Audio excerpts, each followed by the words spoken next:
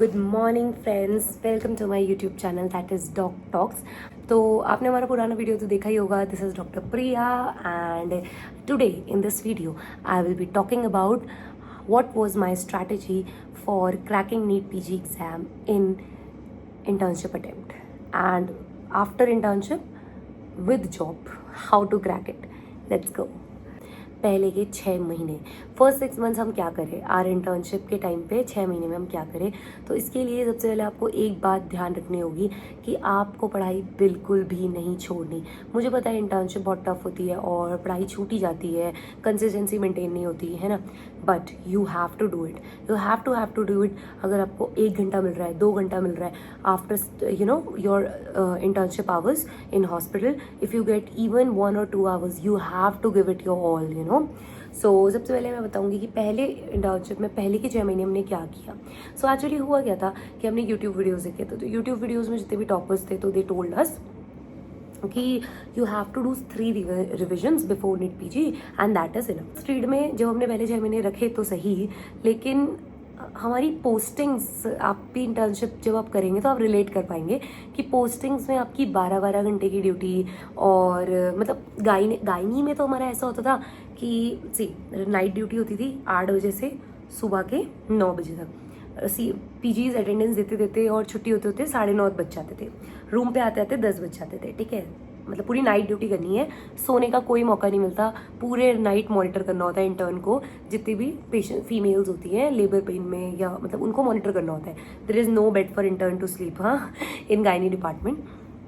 वो पूरा दिन पूरा रात हमने बिताई। उसके बाद जैसे ही 9 या 10 बजे, तो 10 बजे हम रूम पे आए अपने हॉस्टल रूम में।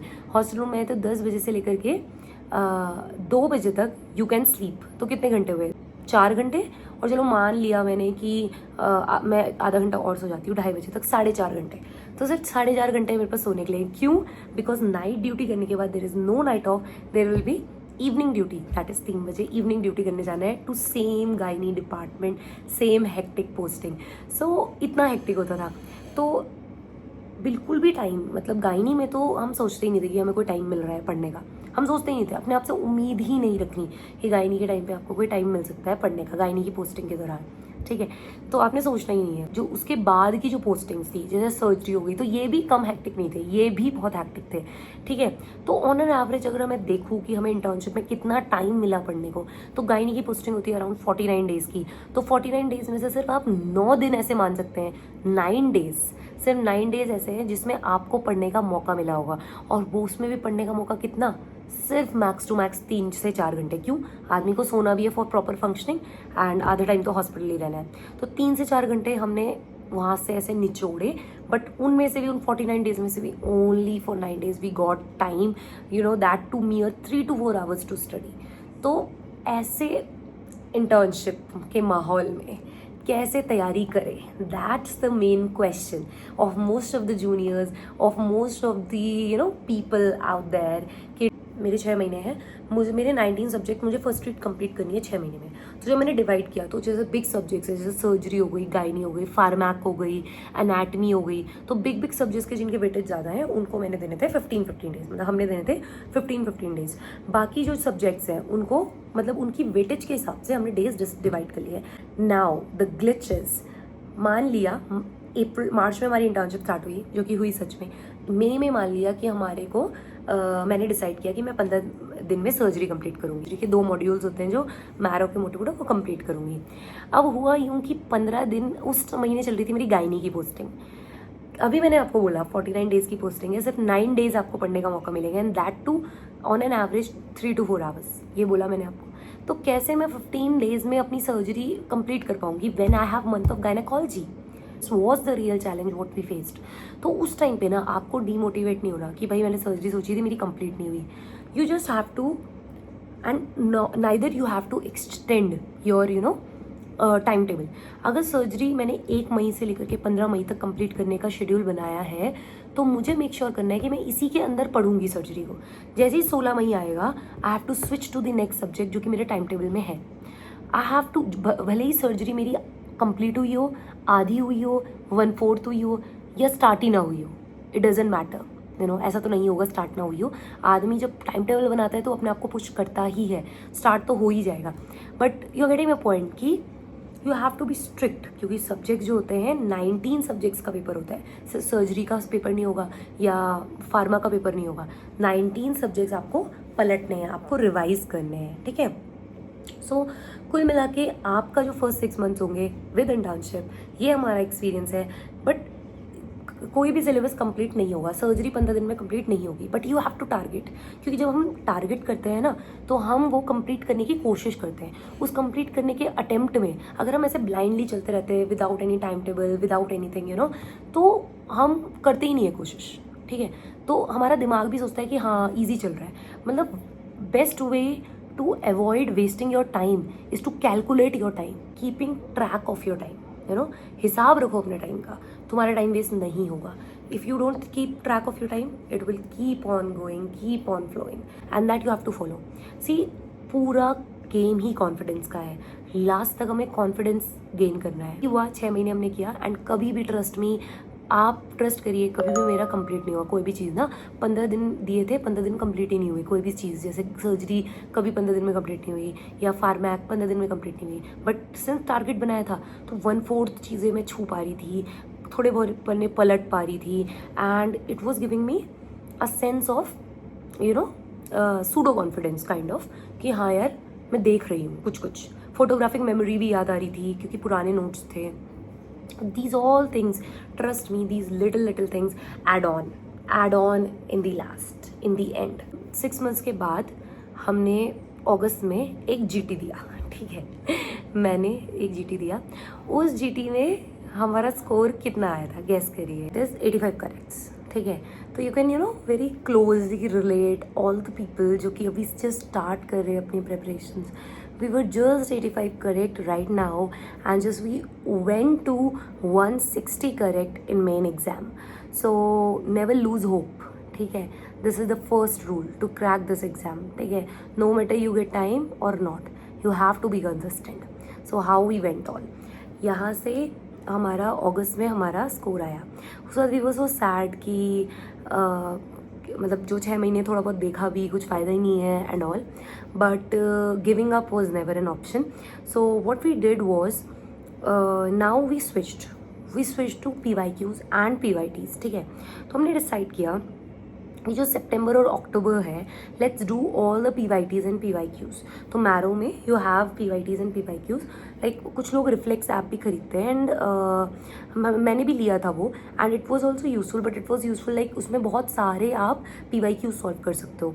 डॉक्टर आदित्य संजय गुप्ता ने वो ऐप बनाया है, and it's a very good app. मैंने उसमें बहुत सारे PYQs करे थे उससे, लेकिन फर्स्ट प्रायोरिटी आप हमेशा कम PYQs ही आप कर लो, वही बहुत है, क्योंकि इंटर्नशिप के साथ इतना एक्सटेंसिव PYQ नहीं हो पाता, ठीक है।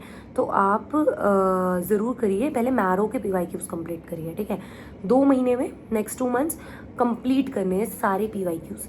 और जो भी PYQ आपने पढ़ा, मान लीजिए उसका जो मतलब ये हमने किया, जो भी PYQ पढ़ा उसका PYT नोट करना है। कि मान लीजिए एक क्वेश्चन आया, आपको दिखा कि क्वेश्चन आ रखा है जिस्ट की ग्रेडिंग में, ठीक है, जो जिस्ट ट्यूमर की ग्रेडिंग पे। तो आपने क्या करना है, सिर्फ ग्रेडिंग नहीं पढ़नी, आप अपने मेन नोट्स खोलिए या रैपिड रिवीजन नोट जो भी है आपके पास। मेरे पास मेन नोट्स मैंने रखे थे, क्योंकि अपने मतलब पूरे MBBS का टाइम के उसको मैंने खोला, जो मेरे पुराने नोट्स थे जो मैंने 6 महीने में भी पलटाए, उन्हीं नोट्स को मैंने खोला, and I just tick the gist with a colour pen, other colour pen, so that I could know that this is a PYT। तो PYQ से ज़्यादा इंपॉर्टेंट है PYT, तो इसलिए ताकि मुझे याद रहे, एंड मैंने उसे पढ़ा, and this way like do PYQ, jot down the PYT and read PYT। इस प्रकार से आप क्या करिए, 2 महीने मतलब वी डिड 2 मंथ्स में हमने कंप्लीट कर लिया हमारे PYQs एंड PYTs, ठीक है, of all 90 subject along with internship duties, ठीक है। जितना टाइम मिलता था उतना। Again the rule goes same कि कभी भी टाइम एक्सटेंड नहीं होना चाहिए, ठीक है। अगर 5 दिन में PYQs कंप्लीट करने हैं सर्जरी के, तो 5 दिन में ही होंगे, भले ही तुमने सर्जरी के सिर्फ 20 PYQ करो, it doesn't matter. You getting my point, it doesn't matter, because again अगर आपने लूज छोड़ दिया ना खुद को, तो 1 महीना दे दोगे तो भी सर्जरी के PYQs से सर्जरी कंप्लीट नहीं होगी। तो this is the rule, never ever extend your time table, because it is about 19 subjects. तो try completing it on that given time frame. If not, just move on. Okay, तो इस प्रकार से हमने 2 महीने में किया, मतलब नवंबर 10-15 तारीख तक सारा हमने कंप्लीट कर लिया था 2 महीने में. अब हमने सोचा कि चलो guys, this is time for again testing, कि भाई कितना सीखे हैं हम, या कितना हम आगे मूव ऑन मतलब कितना हमने प्रोग्रेस किया है. And the best marker to check your progress is GTs. अब हमने एक GT दिया फिर से. गेस व्हाट, कितना स्कोर बना हमारा उस GT में? Just 95 correct. 6 महीने का रिव्यू नवंबर में है अभी हम, 2 महीने PYQ PYTs नवंबर में हैं हम. 95 करेक्ट्स गाइस, जस्ट 95 करेक्ट्स. दिमाग में थॉट्स आते थे कि साथ वाले घूम रहे हैं, इंटर्नशिप एंजॉय कर रहे हैं हम, मतलब या अपना कोई पैशन फॉलो कर रहे हैं काइंड ऑफ, है ना, कि यार चिल करते हैं, फिर तो देहरादून से चले जाएंगे एंड ऑल. और हम लोग बस गधों की तरह ट्रिप्स मार रहे हैं साथ वाले, और हम गधों की तरह बस लगे हैं जस्ट स्टडिंग हार्ड. एंड मतलब जितना भी टाइम मिल रहा था वी वर स्टडिंग, है ना. तो and result are not coming. तो उस टाइम में फील हुआ कि यार अगर ये बाद में अगर मान लो रिजल्ट नहीं पाया, इंटर्नशिप हो गया, हमने इंटर्नशिप एंजॉय भी नहीं किया, रिजल्ट भी नहीं आया, मतलब हमारा सिलेक्शन भी नहीं हुआ, तो क्या होगा? तो कितना बुरा है ये. एटलीस्ट लोगों ने इन्जॉय तो किया. मतलब ये सब थॉट्स आते थे दिमाग में. But again we have to stay positive, कि यार वी थॉट कि यू नो नॉलेज कभी वेस्ट नहीं जाती, knowledge will always add on. हमने सोचा कि अगर हम पढ़ लेते हैं, हम अपना बेस्ट देते हैं, है ना, अपना 100% देते हैं जितना हो पा रहा है. अगर हो गया सिलेक्शन तो बढ़िया, और अगर नहीं भी होगा तो it will add on to us, you know, add on to our memory, add on to our brain.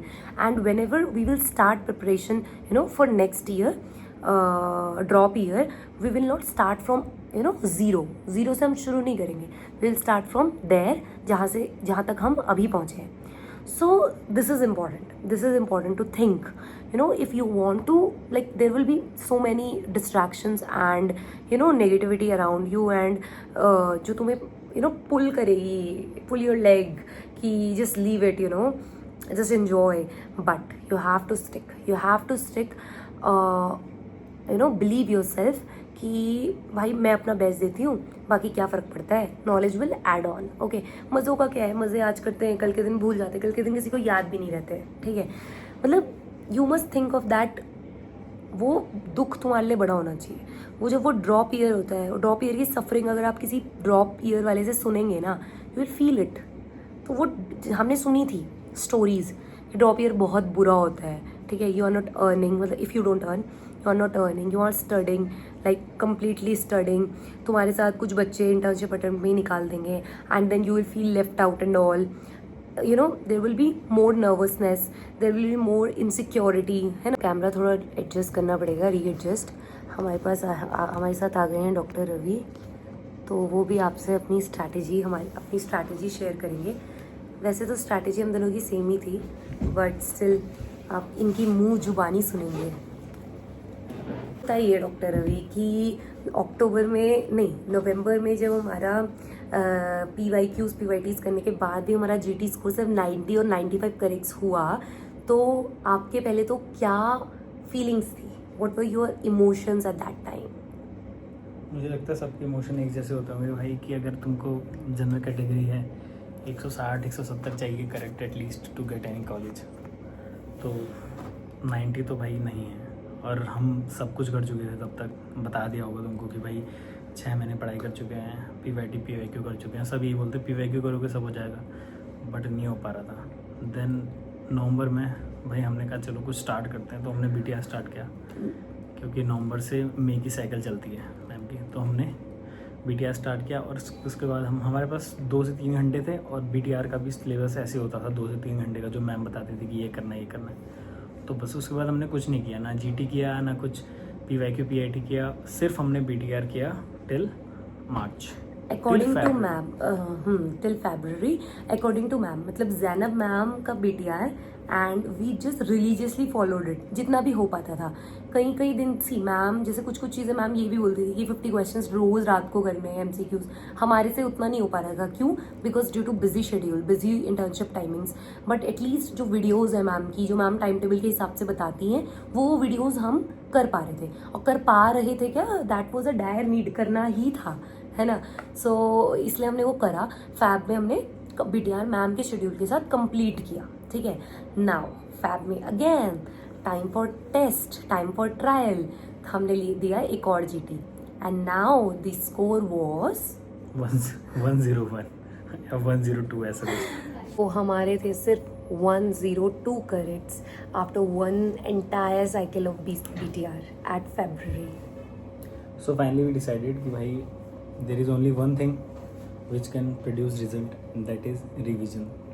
हमने अगर रिवीजन नहीं किए तो कुछ नहीं होने वाला, एक बार पढ़ के 2 बार पढ़ के कोई फ़ायदा नहीं है। So we did 3 times BTR from February to May INACT, and after 3 times BTR done, questions done, and we gave 5 GTs and 3 times revision, and we got a 130 correct in INACT, and that was not a good score, but for 1.5 month of preparation और 2.5 month of preparation के लिए वो एक अच्छा score था, और 130 correct में 5000 के आसपास रैंक थी, तो ठीक था, बढ़िया था। लेकिन देन वी रियलाइज्ड कि there is something that is revision and questions which will give 50% 50% आपके मार्क्स आएंगे रिविजन से और 50% मार्क्स आएंगे आपके GT से एंड क्वेश्चन से। फिर हम जब एक बार हम INACT दे के आए तो हमारे GT में डायरेक्ट करेक्ट हुए 140 करेक्ट, 140 करेक्ट हुए जब हम अपना INACT दे के आए।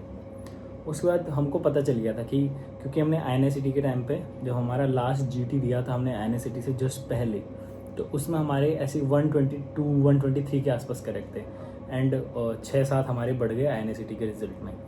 देन क्योंकि जो हमने लास्ट के 6 से 7 दिन थे INACT में, वो हमने बिल्कुल सिर्फ पढ़ाई को दिए थे, सिर्फ रिवीजन करे थे, no question solve in last week of INACT। Then उसकी वजह से हमारे INACT में इतने आए, और जब हम वापस आए तो जब हम नीट बेस्ड जब हम क्वेश्चंस दे रहे थे जो कि रिलेटिवली ईजी थे then INACT, then we got 140 correct. And then बस फिर तो हम रुके नहीं, फिर हमने साइकिल चलाई अपनी रिवीजन की। हमने टोटल 10 रिवीजन किए हैं एटलीस्ट BTR के, और हमने आने के बाद 8 GT दिए हैं in 2 months। Between INACT and NEET PG 8 GT थे अराउंड। टोटल हमारे GT 15 to 16 GT रहे होंगे पूरे प्रिपरेशन में, ठीक है। और सर मेन बात तो बताइए कि वो जो हमने INACT मतलब February एंड से INACT के टाइम पे जो हमने प्रिपेयर किया, जो हमारे 2-3 महीने थे, 2-2.5 महीने थे, उसमें हमने मतलब जो हमारे 102 से 140 करेक्ट बनाने के लिए रिस्पॉन्सिबल था, एक तो था रिविजन, दूसरी चीज़ जो इम्पोर्टेंट था वो था हमारी प्रॉपर स्टडी, मतलब क्योंकि इंटर्नशिप कंप्लीट हो गई थी and it was about 12 to 14 hours daily. So finally we got 140 correct after INACT, and lastly after so much revisions I got my highest correct 145 and she got her highest correct 150, okay, and that was not enough, that was we were thinking कि भाई 160 तक correct होनी चाहिए तभी कुछ हो पाएगा। लेकिन उस टाइम पे हमने जब हमारे सीनियर से बात करी जिनका सिलेक्शन हो चुका था, तो उन लोगों से हमें पता चला कि if your score is around 140 corrects, अगर 140 पार हो रहा है तो so you can think about your selection. So जैसे हमने ये सुना, so we were so relieved, we were so relaxed कि चलो ठीक है, अब जो होगा वो तो देखी जाएगी कि वहाँ पे हमारे 3 घंटे कैसे जाते हैं, या किस्मत में जो होगा वो देखी जाएगी। बट अभी हमारी प्रिपरेशन मतलब अराउंड सिलेक्शन है। तो गाइज आपको भी 140 करेक्ट्स टारगेट करने हैं for selection. And we got 160 correct in NEET PG and she got 154 correct in NEET PG. Yes, मतलब जब हमने फिर नीट PG दिया तो सीनियर्स की बात बिल्कुल सही लगी हमको। So finally, what should you do now? Okay, so we will classify you people into 2 groups. Okay, one are interns and one are post interns. At first we will tell about interns because we were interns. So हम उसके बाद बताएंगे post intern को क्या करना चाहिए हमारे हिसाब से अभी इंटर्न्स हो, ठीक है। तो हमको पता है कि कुछ जगह की इंटर्नशिप हेक्टिक नहीं है। If internship is not hectic then you are lucky, तुम अपना आराम से पढ़ो बढ़िया से। From today you will do PYQ and PYT till November cycle. You have to make topics of PYQ PYT, मतलब जैसे तुम एक क्वेश्चन करते हो कि जैसे हंटिंगटन कोरिया पे एक क्वेश्चन आया, तो हमने क्वेश्चन किया, तुमको जो समझ आया, बस तुमने एक खाली पेज में लिख दिया हंटिंगटन कोरिया। अब यू नो कि भाई हंटिंगटन कोरिया इज इम्पॉर्टेंट, ऐसे ही तुमने हर एक सब्जेक्ट के PYQ PYT करके एक लिस्ट बना ली है PYQs की। कितने महीने में? 2 महीने में। 2 months are enough if you are an intern. Till November तुम्हारे पास 2 महीने हैं। तुम्हारे पास हर दिन के लगभग 2-3 घंटे तो हैं ही। अगर हेक्टिक नहीं है तो तुम्हारे पास 5-7 घंटे हैं। अगर तुम्हारा हेक्टिक है तो तुम्हारे पास 2-3 घंटे हैं। तो 2-3 घंटे में ये काम करो। नवंबर से जब BTR की साइकिल स्टार्ट होगी तो BTR की साइकिल स्टार्ट करना, and then we will guide you for your journey if you are in job. As हम आपको बता रहे हैं कि हमने भी जॉब शुरू की। मैंने 17 अप्रैल से जॉब कर रहा हूँ टिल नाउ अभी भी, और मैं भी आगे करूँगा। एंड शी जॉइंड 2 जून। वो 2 जून से ज्वाइन किया हुआ है। मैंने 17 अप्रैल से ज्वाइन किया है बिकॉज मेरे को पैसे कमाने थे, क्योंकि डॉक्टर बनने के बाद मैं नहीं चाहता था कि मैं फ्री रहूँ और घर वालों से पैसे मांगूँ। बट नोट, हाँ, हमारी जो जॉब थी it was non PGGRship in non clinical branch, so it was comparatively chill. ठीक है, हमारे को पढ़ाई करने का टाइम मिल रहा था। तो अगर आप जॉब कर रहे हैं तो और पढ़ना चाहते हैं साथ में, तो we highly recommend to go to non clinical branch में GRship करने के लिए। तो अगर आप पोस्ट इंटर्न हैं तो अब आपको क्या करना चाहिए? ठीक है, जैसे अगर आप जॉब कर रहे हैं तो you can continue job till नवंबर अगर आपकी हेक्टिक जॉब है। अगर आपकी ईजियर जॉब है तो आप लास्ट तक भी उसे कंटिन्यू कर सकते हैं। ठीक है, लाइक वी डिड। तो अगर हेक्टिक जॉब है हम वो बात कर लेते हैं। तो हेक्टिक जॉब है तो सेम जैसा इंटर्न कर रहे हैं कि if you got 2 to 3 hours, if you got 5 to 6 hours, you have to just do PYT, PYQ because that is so much important. And BTR from November. If you are preparing for NEET, अगर तुम INICET नवंबर के लिए prepare कर रहे हो तो फिर तो अभी ऐसा है कि बस revision what ever you read तुमको बस उसको रिवाइज करना है। लेकिन अगर तुम अगले INICET के लिए तैयारी कर रहे हो जो कि मई में है, 2026, या फिर तुम नीट के लिए तैयारी कर रहे हो जो कि जून 2026 में है, तो तुमको बस ये करना है कि भाई अभी PYQ PYT करो नवंबर तक, और नवंबर से BTR की cycle. How to use BTR, कैसे पढ़ना है, क्या पढ़ना है, रिवाइज कैसे करना है, स्ट्रेस कैसे झेलना है, ये सब हम आपको बीच में बताते रहेंगे। हम आपके साथ आपकी जर्नी में थ्रू आउट द जर्नी हम आपका हेल्प करेंगे। BTR के अलावा तुम RR यूज कर सकते हो, DVT यूज कर सकते हो, any short form of notes, because you can't revise. सबसे हमारा जो मेन टारगेट है वो ये है कि हमको लास्ट के 15 days में रिवाइजेबल नोट्स हमारे पास होने चाहिए, और वो कभी मेन नोट्स नहीं हो सकते। वो हमेशा हो सकता है BTR, वो हो सकता है RR, वो हो सकता है तुम्हारे द्वारा खुद बनाए गए नोट्स, एनोटेटेड नोट्स जो हैं, या फिर DVT डैम्स का। ऐसे हम शॉर्ट फॉर्म ऑफ नोट्स ले सकते हैं, लेकिन BTR की जगह आप इनको भी प्रेफर कर सकते हैं। They are equally effective but after November. Okay, after November now you have to focus on PYQ PYT. So this is a summary of our strategy and our preparation in short. अगर आप screenshot लेना चाहते हैं इसका तो आप ले सकते हैं। तो गाइज, तो ये थी हमारी strategy in short. Sorry, short तो नहीं है, लॉन्ग ही हो गया, but it was our overview. And guys, बात ये है कि we are so thankful, so grateful to all of you. जो हमारा वाला वीडियो था, क्या कहते हैं, हमारा रिएक्शन वीडियो था, उसमें इतना सारा लव देने के लिए, लॉट्स ऑफ लव देने के लिए, वो वीडियो ने ही हमें प्रमोट किया to make this video of strategy for you all, and thank you so much for being there. Do subscribe our YouTube channel and also follow us on Instagram. इसके बाद हम और वीडियोस बनाएंगे अपने सारे जिस चीज़ से हमने पढ़ा है। हमने सिर्फ BTR नहीं पढ़ा है, हमने बहुत सारी चीज़ें पढ़ी है। हमने रिस्पेक्टिव सब्जेक्ट के लिए अलग अलग चीज़ों की हेल्प ली है, अलग अलग लोगों की हेल्प ली है। इन शॉर्ट ही मीन्स सोर्सेस की हम अलग से हम सोर्सेस की वीडियो बनाएंगे। How to study, how to revise. If you have any question please comment down, we will clear your doubts. And also comment की हमें नेक्स्ट वीडियो एग्जैक्टली आप किस टॉपिक पे सुनना चाहते हैं, and stay with us. Thank you so much. Bye. This is Doc Talks speaking. Bye.